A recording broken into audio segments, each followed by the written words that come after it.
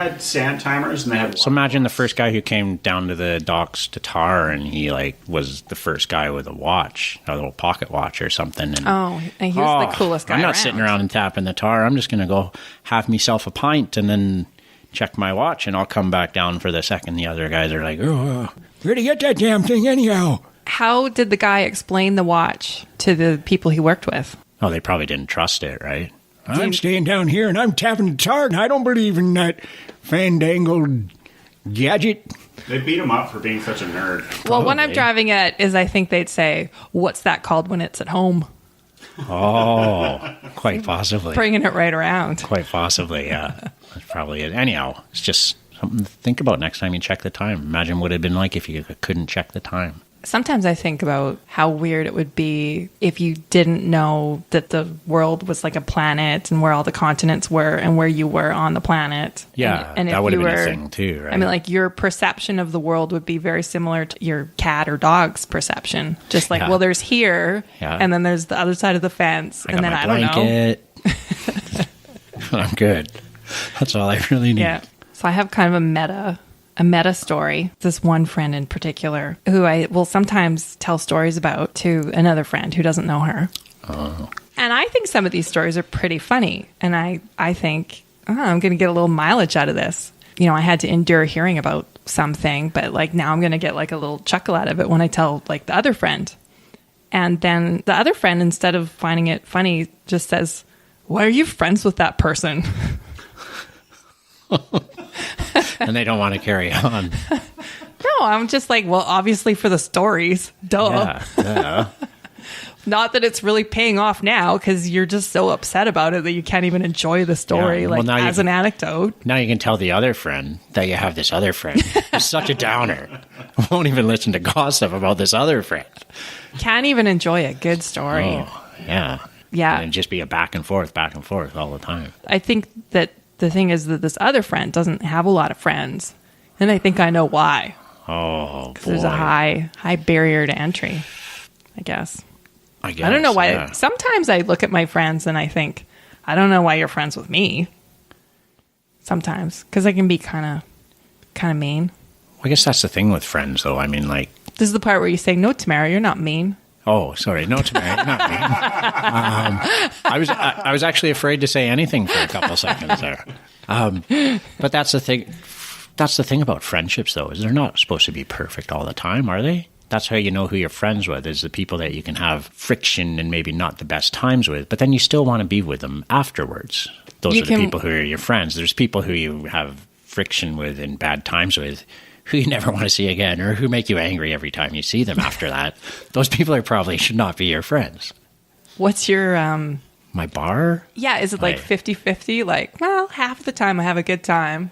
Half the time I come home and I go, well, I'm not friends with that person. Well, for me, like I'm in a few clubs and organizations and stuff like that. And often I'll be going home going, why do I do that thing? But then I say, you have to suck it up and take some of those bad times. 50-50 is, not someone you'd want to be hanging around with all the time, I guess. But I don't know what's the percentage that makes it between friendship and not someone you want to. Well, it depends on how bad the bad times are. I guess, yeah. Too. There's a lot of factors you got to take into account there, yeah.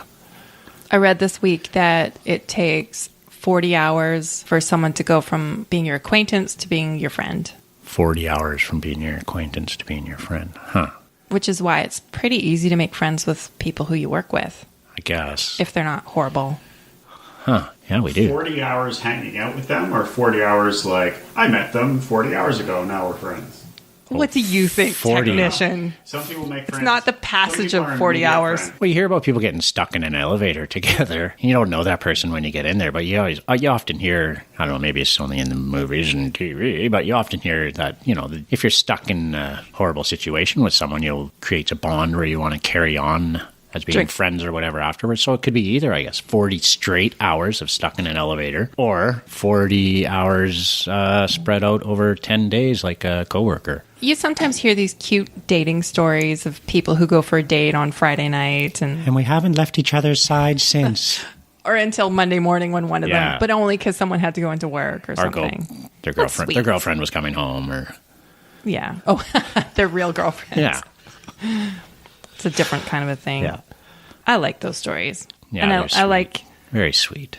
I like it when people tell you their cute story, and you can tell they've told the story a lot. Yeah. And they look over together, at their spouse. The together storytelling. Yeah, And the that's spouse great. smiles sweetly. Yeah. And that's nice. Those are It's a fun. nice performance. So what the listeners don't know is that we met 2 weeks ago to record our first episode, and we talked about completely different things. Yeah. And for But about the an sound, hour. the sound quality was just abysmal. Horrible. So we couldn't release that. But I'll ask the technician to get me what I brought out of that bag. So Ooh, what it's people like don't Christmas. know is that during our pre-episode, Yeah. we talked about sandwiches. We did. I brought you a sandwich that I wow. made. Great.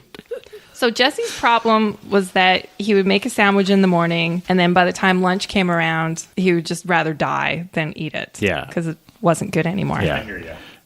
Yeah, a lot of people agree with me on this one. And Yeah. so something about you being a man, talking about that in like this really weird sexist way, gave me this compulsion. I wasn't talking about it in a sexist way. No. No. I'm Oh, you saying in a sexist way. there had was a- like this Yeah, okay, weird- I get yeah. like supernatural energy thing. Yeah. I have been obsessed. I've been talking to people about sandwiches. Oh. I have a neighbor who's a professional baker. Yeah, you informed me of that. Runs a Yeah. bakery. So we discussed sandwich technique. Yeah. And so I have a little, in the old days, you used to call these housekeeping tips. Okay. But nowadays you call them life hacker tricks. Oh, So I have okay, this yeah, life hacker hack. trick. A life hack. Oh, I love Yeah. life hacks. So I've cut the sandwich in half. Okay, that's a good idea. This is a gravity thing. What you do is you store the sandwich on the cut end with the bread going, I'm describing it for people who can't see it. No. Yeah, I With the bread going up and down. yeah. Okay. And so that then if there's any kind of moisture in the ham or the lettuce or something, then in theory it'll just go down and it'll maybe just get bottom So then edge you of the just bread. cut soggy. off the first quarter inch of the sandwich after you unwrap it. And Maybe, you're- but I mean, I did take care to make it good. all right. I thought that this is a life hacker tip. No, that's it. That you could try. The science is there, yeah. it But like, makes have you sense. ever seen this? Have you seen a sandwich Maybe in stored? stores, yeah. In Stored stores this I way on haven't. its Maybe edge. that's why, yeah. Maybe that's why. Yeah. Yeah. Anyways, this is your sandwich. You can have it Oh, tomorrow. Thanks. It's also made I with have nothing good for bread. lunch tomorrow either. Because I saw the bread that you have in your kitchen, and it's not very nice bread. No, that's good bread I had in my kitchen. Okay. No, it's Yep. like a million preservatives, and No, it's not. 5 weeks old by the time it gets to It's you. frozen. I don't eat sandwiches, so I think that anyone whose diet allows them to eat sandwiches, I think they should have like good sandwiches. No, I agree. That's why I don't have them. Okay. All right, I'll try this for lunch tomorrow. Thanks. You're my welcome. On my way to get lunch. A second lunch. Yeah, second lunch. Yeah. But that's great. Thanks for doing that for me. That's very Yeah. thoughtful of you. Thank you for hosting us here at your home for the My recording. studio. Your studio. My studio, yeah. Well, no problem.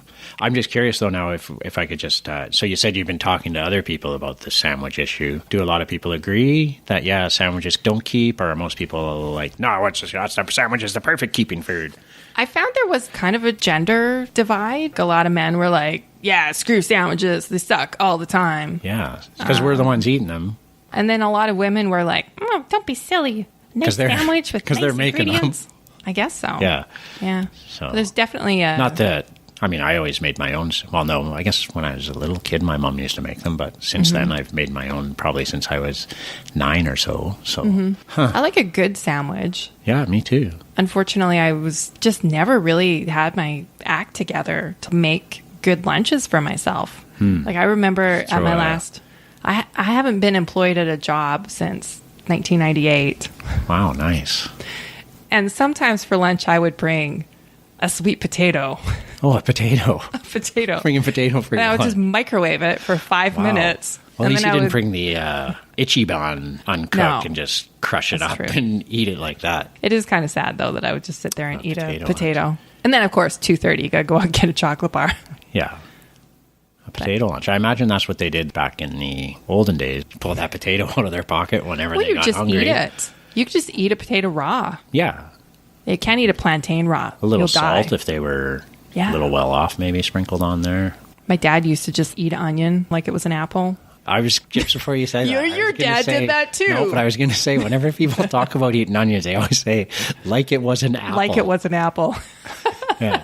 Why is that? Just because of the shape, I guess? Yeah, it's Because that's how you eat an apple. That's It is. not how you eat other things. But it's That's how you main eat a thing that pear. eat that way. But it's, yeah. It's You would how eat a pear that way. Sure. Okay. You Okay. go ahead and change it then. I'm going to start saying it like I eat it like a pear. Like you'd eat a pear. I'm gonna Yeah, I'm eat gonna this start saying onion that, too. like it's a round pear. Yeah. Or like it's, yeah. Well, we've infuriated the technician, so I think our job here Thought is that done. might happen. We weren't even All right. that wrong about stuff. We were No, only a little bit wrong about stuff. So I think it But went that's how well. you learn. If you're never wrong, then how can you learn? How can someone say actually and set you right?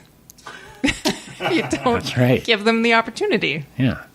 Thank you for joining us for our. Oh, thank you for joining me in my studio. I was talking to the listeners, okay. not you. Oh, right. Okay. Thank you, listeners, there not you Jesse, go. for joining us for 7 Funny Things with your hosts, Jesse and Tamara, 2 friends who love talking about the comedy of everyday life. Mm-hmm. We hope to see you next episode. Bye. With 7 more things.